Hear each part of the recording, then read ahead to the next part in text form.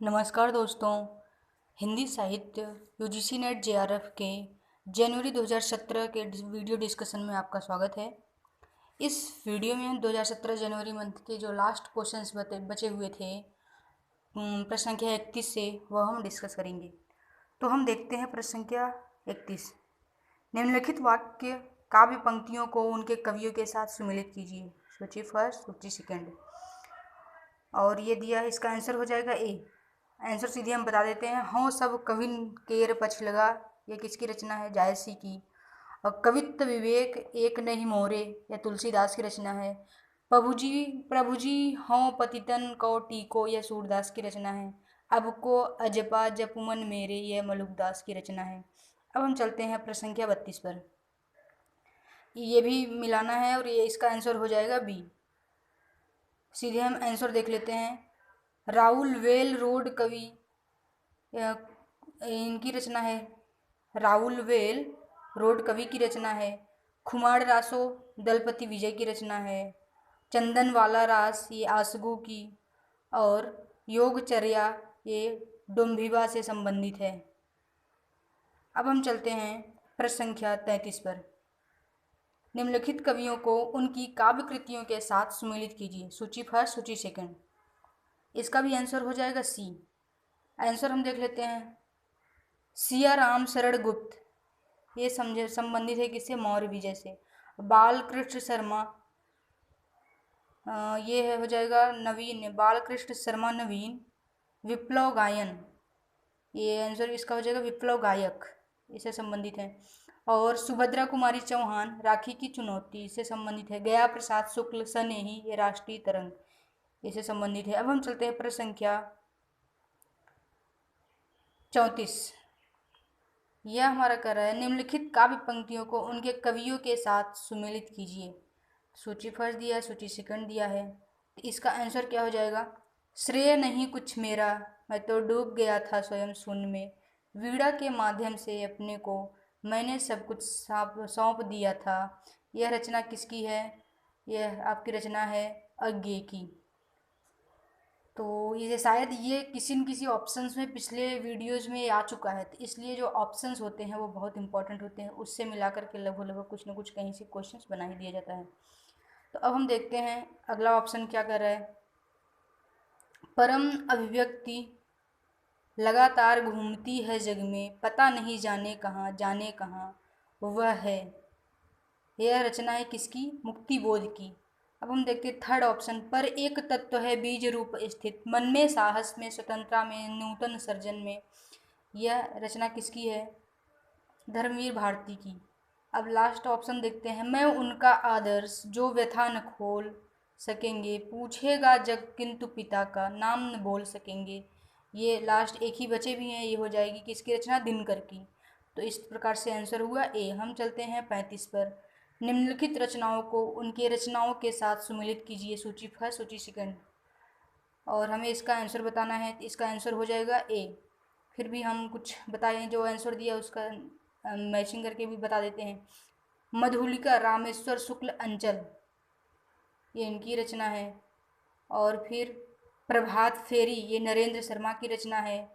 प्रणभंग दिनकर, इनकी रचना है। और काठमांडू की पहली सांझ, शिव सुमंगल सिंह सुमन की रचना है। अब हम चलते हैं प्रश्न संख्या 36 पर। निम्नलिखित उपन्यासों को उनकी विषय वस्तु के साथ सुमेलित कीजिए। सूची फर्स्ट, सूची सेकंड। तो ये आंसर क्या हो जाएगा आपका? बी। और फिर हम देख लेते हैं अपना मोर्चा, ये किससे संबंधित है? छात्र आंदोलन। ये क्या दिया है इसमें? उपन्यास और विषय वस्तु, कुछ उपन्यास दिए हैं उनसे तो ये छात्र आंदोलन, जो अपना मोर्चा ये किससे संबंधित हो जाएगा? छात्र आंदोलन से। और मुझे चाँद चाहिए, ये रंगमंच और सिनेमा संसार से संबंधित है। दिलो दानिश, यह मुस्लिम संस्कृति से संबंधित है। अनाम दास का पोथा, ये औपनिषदिक आख्यान है। अब हम चलते हैं प्रश्न संख्या 37 पर। निम्नलिखित पात्रों को उनके नाटकों के साथ सुमेलित कीजिए। ये देखिए कुछ रचना दिया है, कुछ ये नाटक दिया है, उनसे संदर्भ में जो पात्र आते हैं। इस प्रकार से जो भी आप उपन्यास पढ़ेंगे, नाटक पढ़ेंगे, उनके कुछ जो इम्पोर्टेंट करेक्टर होते हैं, पात्र होते हैं, उससे संबंधित वो भी याद करने की ज़रूरत होगी। अब हम चलते हैं इसके आंसर पे। तो इसका आंसर हो जाएगा मालविका, मालविका यह किससे संबंधित है? चंद्रगुप्त। और मल्लिका आषाढ़ का एक दिन, यह उसकी एक करेक्टर थी। यदि आप मोहन राकेश का यह पढ़े होंगे उपन्यास तो फिर इसमें आपको याद होगा। उपन्यास नहीं, नाटक, तो उसमें याद होगा। और फिर मैं, अगर आप देखना भी चाहें ना तो एक लिंक शेयर कर देंगे, उसमें इस नाटक का प्ले बहुत अच्छा हुआ है, तो फिर आप देख भी सकते हैं। अब हम चलते हैं इसके अगले आंसर पे। क्या है? वेनुरति। वेनुरति किसे संबंधित? सूर्यमुख से। और देवयानी देहांतर। अब हम चलते प्रश्न संख्या 38 पर। निम्नलिखित आलोचना ग्रंथों को उनके आलोचकों के साथ सुमेलित कीजिए। तो ये कुछ आलोचना ग्रंथ हैं और ये उनके आलोचक हैं। तो हम देख लेते हैं इसका आंसर क्या हो जाएगा, बी। फिर भी देख लेते हैं साहित्य क्यों। ये विजय देव नारायण शाही से संबंधित है। भाषा और संवेदना राम स्वरूप चतुर्वेदी। लोकवादी तुलसीदास विश्वनाथ त्रिपाठी से। कविता की तीसरी आंख यह प्रभाकर छेत्री से। अब हम चलते हैं प्रश्न संख्या 39 पर। निम्नलिखित ग्रंथों को उनके रचनाओं के साथ, रचनाकारों के साथ सम्मिलित कीजिए। सूची फर्स्ट सेकंड। रस मीमांसा यह किससे संबंधित है? डी हजारी प्रसाद द्विवेदी। ये भी ऑप्शन से पिछले किसी वीडियो में एक ऑप्शंस में है, आप जब सुनेंगे पिछला वीडियो तो उससे याद आ जाएगा आपको। अब हम चलते हैं बी पे। बी ऑप्शन क्या हो जाएगा? नहीं, यहाँ आंसर बताते चलते। रस मीमांसा देख लेते हैं।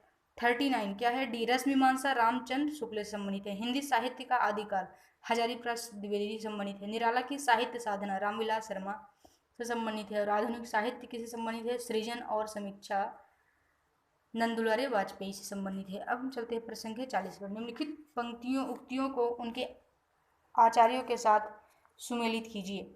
तो ये जो क्या दिया है इसमें, ये कुछ उक्ति दिया है और उनके आचार्यों के नाम दिया है, इसका आंसर बताना है। तो देखिए, शब्दार्थो सहितो काव्यम यह भामह से संबंधित है। वाक्यम रसात्मकम काव्यम यह विश्वनाथ से संबंधित है। रमणीयार्थ प्रतिपादक शब्द काव्यम यह पंडित राज जगन्नाथ से संबंधित है। तद्दोषो तदार्थ शब्दार्थो सगुड़ा वनलंकृत पुनः क्वापी यह मम्मट से संबंधित है। अब हम चलते हैं प्रश्न संख्या 41 से 45 तक। इसमें क्या कर रहा है कि इनमें से एक स्थापना है, अजर्सन है और दूसरा तर्क रीजन दिया है। कोड में दिए गए विकल्पों में से सही विकल्प का चयन करना है। एक स्थापना और तर्क देखते हैं। रीति काल में जन साधारण का जीवन सामंती विलासपूर्ण आकांक्षाओं भोगपूर्ण श्रृंगार से ओतप्रोत था। कुछ चीजें आप समझ पा रहे होंगे। इसीलिए नैतिकता की दृष्टि से जन साधारण का आचरण और चरित्र दरबारी संस्कृति से अलग नहीं हो पाया था। तो ए सही है और आपका रीजन भी सही है, तो आंसर हो जाएगा सी। अब हम चलते हैं प्रश्न संख्या 42 पर। यह क्या कर रहा है? इसका दर्शन क्या है? साहित्य एवं कलाएं वर्गहितों का ही प्रतिबिंब और प्रतिनिधित्व करती हैं। और रीजन क्या बताया है? चूंकि साहित्य की चेतना शासन और सत्ता की विचारधारा से प्रतिबद्ध होती है। तो ये ऑप्शन ए आपका गलत है और आर भी गलत है। अब हम चलते हैं प्रश्न संख्या 43 पर। इसमें क्या दिया है? अजर्सन दिया है। बिंब अतीन्द्रिय होते हैं और रीजन क्या बताया है? क्योंकि इनमें ऐन्द्रिकता होना अनिवार्य है। तो आपका ऑप्शन बी गलत है जबकि आर सही है, क्योंकि बिंब में ऐन्द्रिकता का होना अनिवार्य है। स्पर्श बिंब, दृश्य बिंब, धारण बिंब आदि सभी ऐन्द्रिक बिंब हैं। अब हम चलते हैं प्रश्न संख्या 44 पर। इसमें स्थापना क्या है? हृदय सहित समाज में उत्पन्न होने वाला हर व्यक्ति सहृदय और सामाजिक होता है। इसका रीजन क्या बताया है? इसलिए साहित्य शास्त्र में उनके लिए किसी गुण अथवा लक्षणों का उल्लेख नहीं किया गया है। तो आपका इसका आंसर हो जाएगा ए। यह दोनों ही सही है, क्योंकि हृदय सहित समाज में उत्पन्न होने वाला हर व्यक्ति सहृदय और सामाजिक ही होता है, और इसीलिए साहित्य शास्त्र में उनके लिए किसी गुण अथवा लक्षणों का उल्लेख नहीं है। अब हम चलते हैं प्रश्न संख्या 45 पर। इसमें इसका दर्शन क्या है? रस कार्य कारणजन्य रूप वस्तु नहीं है। रीजन क्या बताया है? क्योंकि वह तो विभावादि लंबनात्मक अनुभव है, न कि विभवादि द्वारा उत्पन्न की गई वस्तु। कारण ज्ञान और कार्य ज्ञान का एक समय में होना कदापि संभव नहीं है। इसका आंसर क्या हो जाएगा? ए गलत है जबकि आर भी गलत है। क्यों? क्योंकि रस का कारण विभावाद ही है, वह कारण जन्य वस्तु है। अब कारण और कार्य का एक साथ ज्ञान संभव है। अब हम चलते प्रश्न संख्या 46 पर। देखिए 46 से 50 तक ये आखिरी प्रश्न है। इसमें एक व्याख्या दिया है, इसके आधार पर 5 प्रश्न भी हल करने हैं। तो हम पहले व्याख्या पढ़ लेते हैं, फिर हम चलते सीधे आंसर पे, क्योंकि छोटा सा व्याख्या इसमें। शासन की पहुंच प्रवृत्ति और निवृत्ति की बाहरी व्यवस्था तक ही होती है, उनके मूल या मर्म तक उनकी गति नहीं होती। भीतरी या सच्ची प्रवृत्ति निवृत्ति को जागृत रखने वाली शक्ति कविता है, जो धर्म क्षेत्र में शक्ति भावना को जगाती रहती है। भक्ति धर्म की रसात्मक अनुभूति है, अपने मंगल और लोक के मंगल का संगम उसी के भीतर दिखाई पड़ता है। इस संगम के लिए प्रकृति के क्षेत्र के बीच मनुष्य को अपने हृदय के प्रसार का अभ्यास करना चाहिए। जिस प्रकार ज्ञान नरसत्ता के प्रसार के लिए, उसी प्रकार हृदय भी रागात्मिका वृत्ति के प्रसार के बिना विश्व के साथ जीवन का प्रकृति सामंजस्य घटित नहीं हो सकता।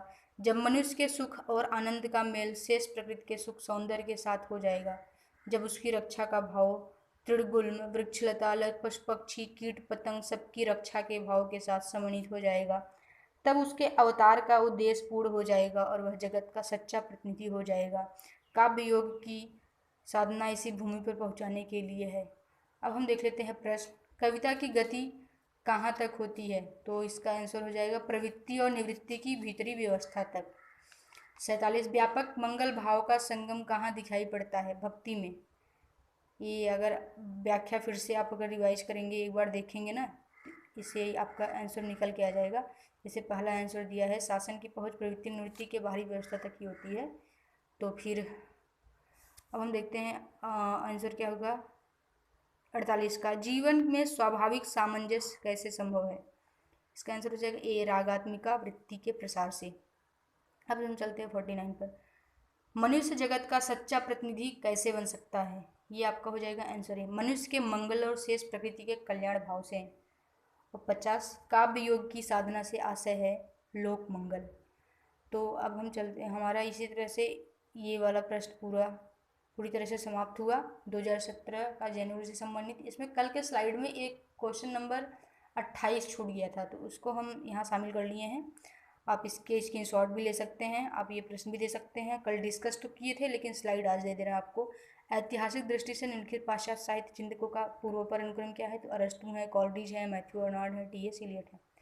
तो आज की वीडियो में बस इतना ही। अब आएंगे 2016 के सेट के साथ। आप तब तक इंतज़ार कीजिए, अपना ख्याल रखिए। हमें सुनने के लिए आपका बहुत बहुत